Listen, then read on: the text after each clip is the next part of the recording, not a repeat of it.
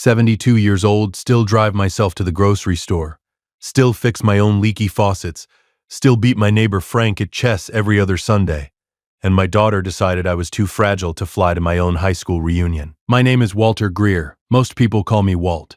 I spent 34 years as a structural engineer for a mid-sized firm in Phoenix, Arizona, which means I spent 3 decades calculating exactly how much weight a thing can hold before it falls apart. Turns out that skill applies to families too.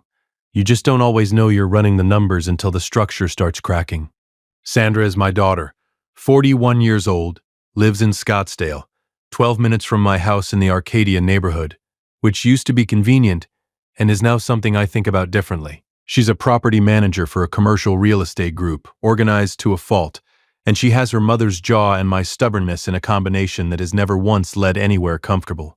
Her mother, my wife Ruth, passed 4 years ago. Pancreatic cancer 11 weeks from diagnosis to the end. That's the kind of timeline that rearranges everything. The way you spend your mornings, the way you talk to people, the way you understand how much time is actually left in anything. After Ruth died, Sandra started calling more, checking in, stopping by without calling first, bringing casseroles I didn't ask for, and opinions I didn't need. I told myself it was grief. I told myself she was scared of losing me the way we'd lost Ruth. Looking back, I was being generous.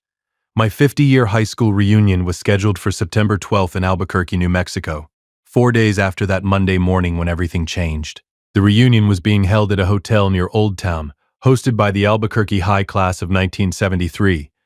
I'd been looking forward to it for 8 months. Booked my flight on Southwest, reserved a room at the hotel, made plans to see my old friend Dennis Cole, who I hadn't seen in 21 years, and his wife Nancy. On the morning of September 8th, I was drinking coffee at my kitchen table in Arcadia when my phone rang. Sandra, Dad, we need to talk about Albuquerque. The way she said Albuquerque, like it was a symptom. What about it? I talked to Dr. Pepper's office yesterday. That's my physician. Dr. Alan Pepper, family practice, Camelback Road. I've been seeing him for 11 years, and they mentioned they had some concerns about you flying right now. Your blood pressure reading from last month, and there was something about your... Sandra, stop. I put my coffee cup down. What exactly did Dr. Pepper's office say? That maybe you should wait on the trip. Rest a bit. Let me come over this weekend and we can watch movies. Do something low-key. I'll call Dr. Pepper myself. Dad, I'll call him myself. I hung up. Called Alan Pepper's office at 11:31 a.m. His nurse, Betty, put me through inside of 4 minutes. Walt. Alan sounded genuinely puzzled. I haven't spoken to anyone from your family. I haven't called anyone about you. Your blood pressure at last month's visit was 122, over 78. That's excellent for your age. You're cleared to fly whenever you want. I sat with that for a moment. Alan, has anyone from my family contacted your office recently? Requesting records, asking questions, anything like that? A pause. Let me check with the front desk. A longer pause. We had a call last week from someone identifying herself as your daughter. She asked about your general health status. Betty told her we couldn't release information without your written consent, and that was the end of the call. Thank you, Alan. I hung up, looked out my kitchen window at the backyard Ruth had planted. The lemon tree, the bougainvillea she babied through 3 dry summers. She lied. Sandra had called Alan's office, been told nothing, and then called me and invented a medical concern from scratch. I didn't call Sandra back. I went to my computer and checked Southwest's website. My flight to Albuquerque, booked under my name, paid with my card, had been canceled. Not by me. The confirmation email had a timestamp of 11:14 a.m., 8 minutes before Sandra called me. She'd already done it before she picked up the phone. The call wasn't a warning. It was an alibi. I didn't know yet what she'd already put in motion. I didn't know yet that she'd been to see an attorney twice in the past 6 weeks. And I didn't know yet that the Scottsdale house I'd owned free and clear for 29 years was at the center of something I hadn't seen coming. I closed my laptop, finished my coffee, and then I did something Sandra would not have predicted. I called my son Robbie. Robbie is 37, lives in Tempe, teaches high school history. He's the kid who never asked for anything, never caused a scene, never once made me feel like a problem to be managed. He picked up on the second ring. Hey, Dad. What's up? She. What? How? Called the airline. Used some kind of medical emergency clause. Told them I was incapacitated. Another beat. Longer. Dad, that's not okay. No, it's not. I leaned back in my chair. I need to ask you something, and I need you to be straight with me. Always. Has Sandra said anything to you? Anything at all? About my finances, the house, the estate? Any of it? In the last few months? Robbie was quiet for a beat too long. That beat told me everything. She mentioned something about, she said she was worried you might not be handling things well after Mom. She said she thought maybe you needed someone to, quote, help manage things. When did she say this? Maybe 6 weeks ago. I told her you seemed completely fine to me. She said I wasn't around enough to see the full picture. The same window as the attorney visits I didn't know about yet, but was about to find out about. Timing is everything in engineering. A load applied at the wrong moment, in the wrong direction, will bring down something that looked perfectly solid. I thanked Robbie and told him I'd call him back. Then I sat in Ruth's kitchen for a long time, looking at her bougainvillea, thinking about the specific kind of person who calls a doctor's office pretending to be concerned about their father while simultaneously working a legal angle behind his back. Overprotection is just control with better branding. Welcome to Sweet Family Revenge. Get comfortable, this one is worth the full ride. Drop a comment below, tell me where you're watching from, and if you haven't subscribed yet, do it now. That afternoon I drove to my attorney's office on Camelback Road. His name is Earl Finch. Earl is 68, semi-retired, been doing estate law in Phoenix for 35 years. He's the kind of lawyer who wears reading glasses on a chain around his neck and speaks in complete sentences, which I have always found reassuring. I'd used him to set up my original will after Ruth's diagnosis, a straightforward document leaving the Scottsdale house and my retirement account split evenly between Sandra and Robbie. I sat across from Earl and told him what had happened. All of it. The flight, the fabricated medical concern, Alan Pepper's confirmation, Robbie's account of the conversation 6 weeks prior. Earl listened without interrupting, which is a skill not enough people have. When I finished, he was quiet for a moment. Then he took off his reading glasses and held them by one arm. Walt, I want to show you something. He turned his computer monitor toward me. I had a call 2 weeks ago from another attorney here in Phoenix. Inquiry about power of attorney filings and what process would be required to have an adult declared cognitively incapacitated in Arizona. My stomach went cold. What attorney? A woman named Renee Stokes, estate and probate. I looked her up. She's a junior partner at a firm in Scottsdale. He paused. I didn't take the call past the initial inquiry, but I made a note because it struck me as unusual.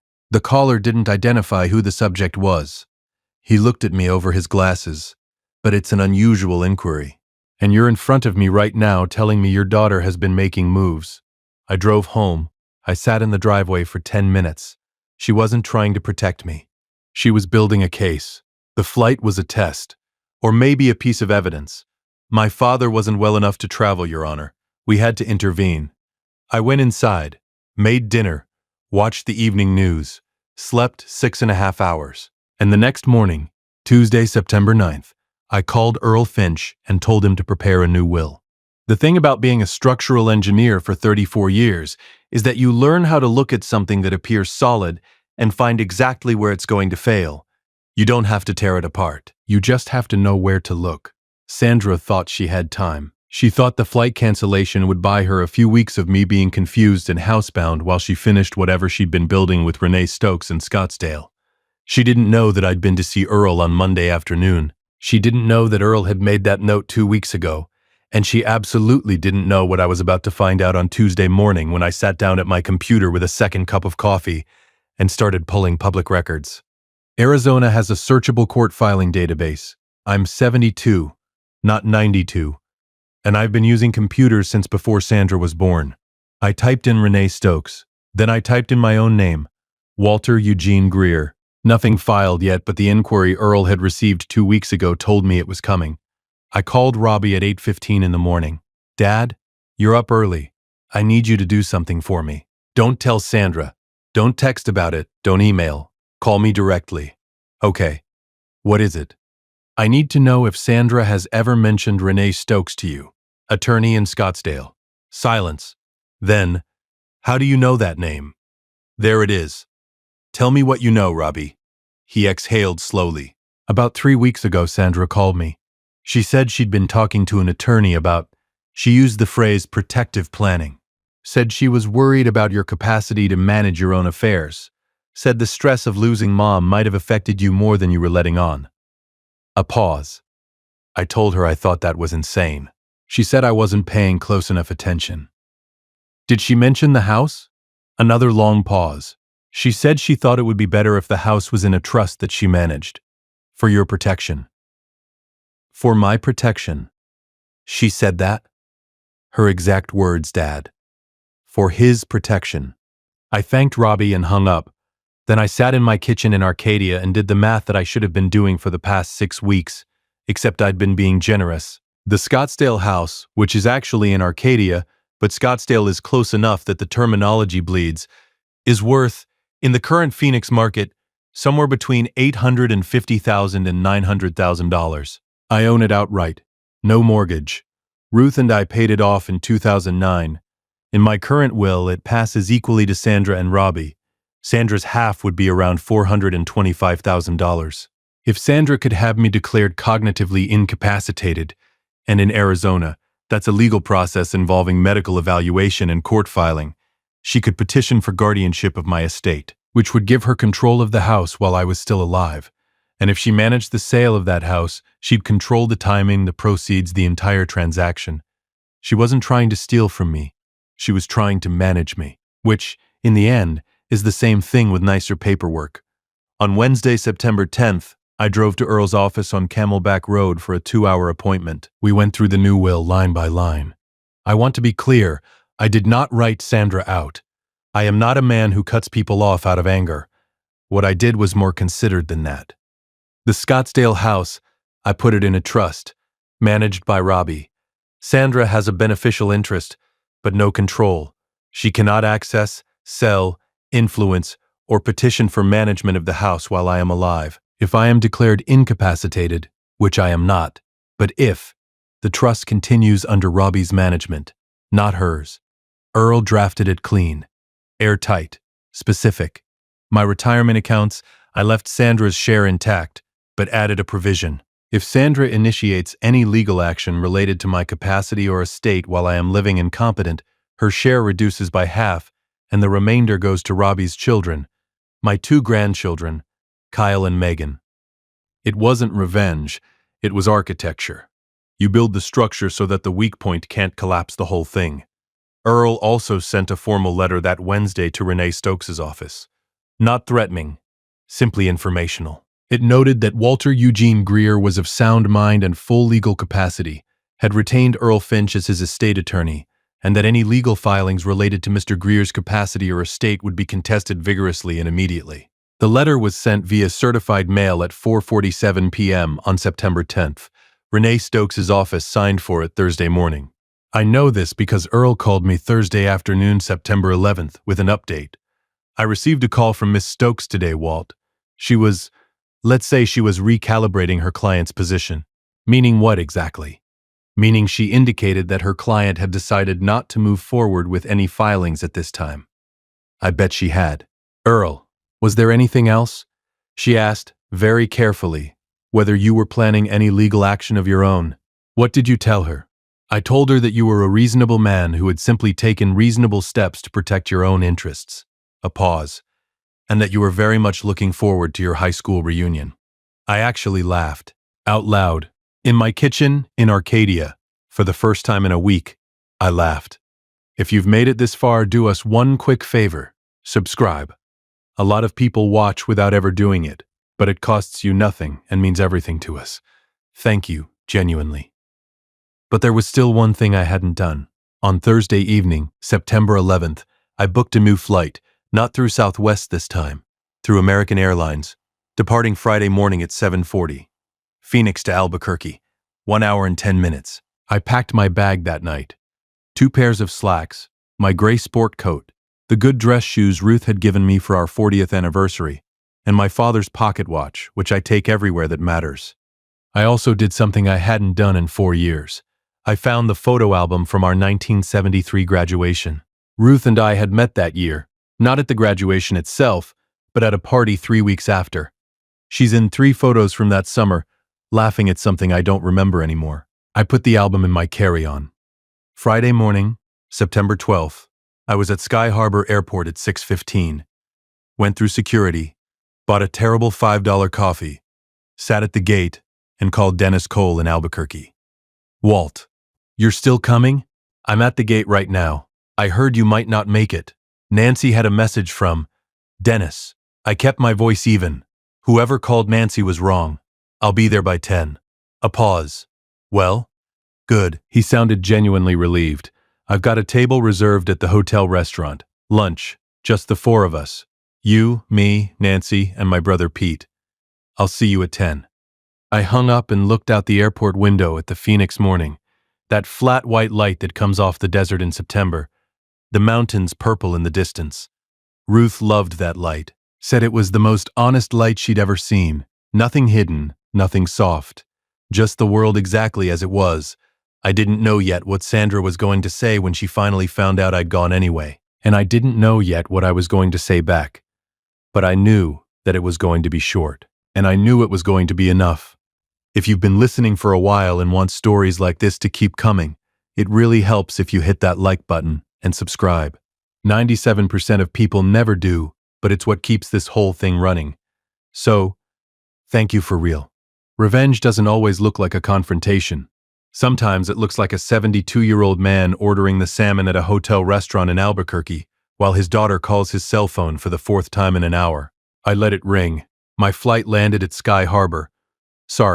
At Albuquerque Sunport, at 9:52 on Friday morning. Dennis Cole was already in the hotel lobby when I walked in. 22 years older and about 15 pounds lighter, wearing a bolo tie that suggested he'd fully committed to New Mexico living. We shook hands and then he pulled me into a hug, which I wasn't expecting and which I didn't mind at all. You look exactly the same, he said, which was obviously not true, but I appreciated the effort. You look like you belong here, I told him, which was true. Nancy Cole was warm and funny and immediately asked about Robbie, who she'd met once at a Phoenix conference in 2003 and remembered fondly. We had lunch. The 4 of us, me and Dennis and Nancy and Dennis's brother Pete, who teaches literature at the University of New Mexico and had strong opinions about several authors I'd never heard of but listened to, politely. The reunion itself began that evening. Cocktail hour in the hotel ballroom, followed by a buffet dinner that was better than it had any right to be. 47 people from the Albuquerque high class of 1973, now in their early 70s, standing in a room together trying to match faces to memories that were 50 years old. I found the whole thing genuinely moving, which surprised me a little, because I hadn't expected to feel much beyond nostalgia. But there's something about being in a room full of people who knew you before you'd built anything, before the career, before the marriage, before the children, before the losses, that puts everything into a different order. My phone buzzed in my sport coat pocket at 7:14 p.m. Sandra. I looked at the screen for 3 seconds, put the phone back in my pocket, picked up a glass of wine. She could wait. I'd been waiting all week. By the time I got back to my hotel room that evening, it was 10:30 Phoenix time. I had 4 missed calls from Sandra and 1 voicemail. I put my phone on the nightstand and looked at it for a moment. She knows I went anyway. She knows because Dennis told Nancy and Nancy told someone, and that someone either is Sandra's contact or became one. Or maybe she checked the airline app. Or maybe Renee Stokes still had a line open. It doesn't matter how she knows. What matters is that she does. I did not listen to the voicemail that night.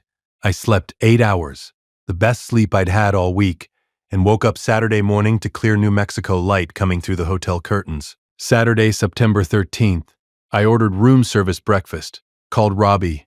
Dad, are you in Albuquerque? Having eggs and toast right now. A long beat. Then, oh thank God. How's Dennis? Good, wearing a bolo tie. His brother Pete has a lot of opinions about literature. Robbie laughed. Dad, Sandra's been calling me. He paused. She's not happy. No, she says you went against medical advice. I went against her advice, which she falsely attributed to my doctor, who I called, who confirmed he gave no such advice. Alan Pepper told me my blood pressure was 122/78, and I was cleared to fly whenever I wanted. A longer silence. She lied. Yes, Dad. Robbie's voice was careful. What did you do? I updated my will. I put the house in a trust under your management. I had Earl send a letter to her attorney. A very long silence. Her attorney. She'd retained an estate attorney in Scottsdale. The attorney had already made inquiries to Earl about having me declared cognitively incapacitated. The silence on Robbie's end had a specific texture now, the texture of a man recalibrating everything he thought he knew about the past several weeks. She was going to try to have you declared. Dad, I know what it is, Robbie. Are you angry? I looked out the hotel window at the Albuquerque morning.